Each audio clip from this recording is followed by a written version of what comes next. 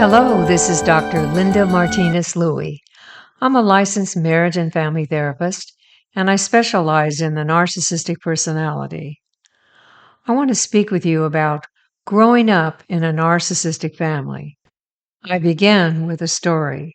From the time you can remember, you felt out of place in your family. It was like living in a company of strangers. Most of your brothers or sisters were completely self-absorbed, full of criticism towards you. Mom and dad were both narcissistic personalities. Mom was the hidden, covert type. Dad's role was flamboyant, classic, high-level narcissist. He was always the center of attention, never wrong, argumentative, and completely self-absorbed. Dad was disinterested in the shy child, the introvert in the family, me. Mom was the adoring wife. Her role of mother was highly abbreviated since she was psychologically fused with Dad. She was the rule enforcer and came down on you with swiftest cruelty. Dad picked a golden boy and golden girl out of the 5 of us. Classic high-level dad told me to my face that I didn't make the cut. Quote, "You're one of those kids that stays in the background and doesn't get much done. I don't know what to do with you." Close quote. In other words, I was expendable. What mattered most to mom and dad was money, power, winning, and image. You were expected to look perfect at all times. I felt ashamed so often growing up in this house. All that mattered was how I looked. Pretty, beautiful, handsome. Gave you ultra positive points. Your high grade average, sociability, commanding presence, high confidence, the ability to control and persuade others. This is what mattered most in my narcissistic family. Grandparents and aunts and uncles were another narcissistic drama. Many of them were high-level narcissists with enormous egos. My grandparents were a complete nightmare, showing off how wealthy they were, their social status, money obsessed. For them, the outer image is what mattered most, not your character. From overhearing conversations, I got the impression that there were generations of narcissists in this family. This became very evident during a family wedding, which included 3 generations of high-level narcissists. They outperformed themselves. During those childhood and growing up years, I felt completely alone. I kept my thoughts and feelings to myself and spent most of my time reading books, listening to music, studying, and drawing. No one missed my presence. I experienced deep shame for not measuring up to the expectations of the perfect image and being highly confident and ambitious. I felt a projection of disappointment from both of my parents.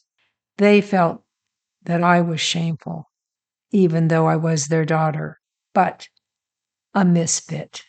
Some of the observations in this story are familiar to you. You have identified your narcissistic family, and you have begun to rest, restore, and heal what you had experienced as a result of a child who grew up as a stranger in your own home.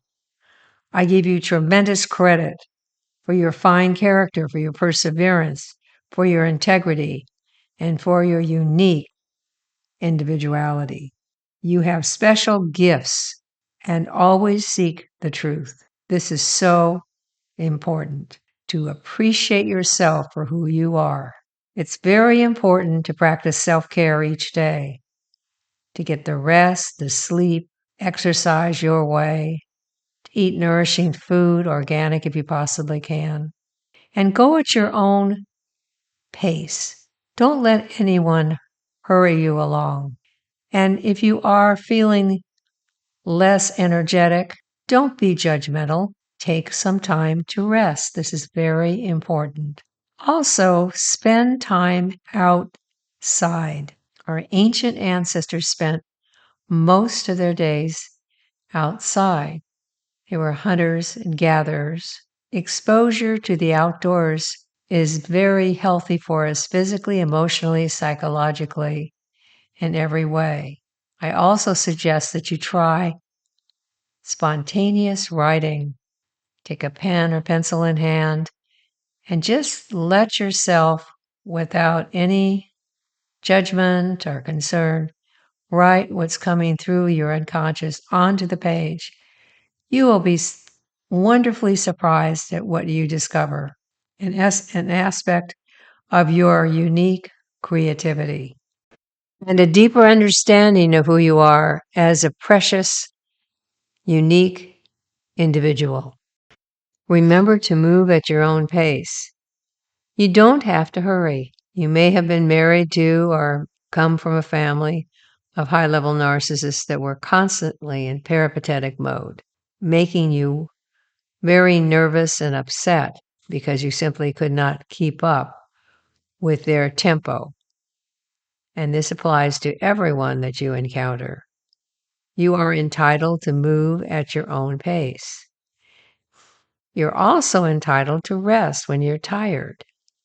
For some reason, the Western world thinks there's something the matter with people that lie down and rest. Well, there isn't. We have to go by the cues within us and the intuitive knowings of what is best for us. Resting is very important at different times. Eat organic food if you possibly can, and take time to enjoy your own unique presence. Find your sense of humor. Many individuals forget about their sense of humor. It's right there in the unconscious. It comes to the surface, and it's magnificent. And your sense of humor belongs to you. And sharing humor with others who are responsive is an incredible gift and delight. Please subscribe to the Narcissist in Your Life podcast. Click on the first link beneath the show notes for my books on Amazon.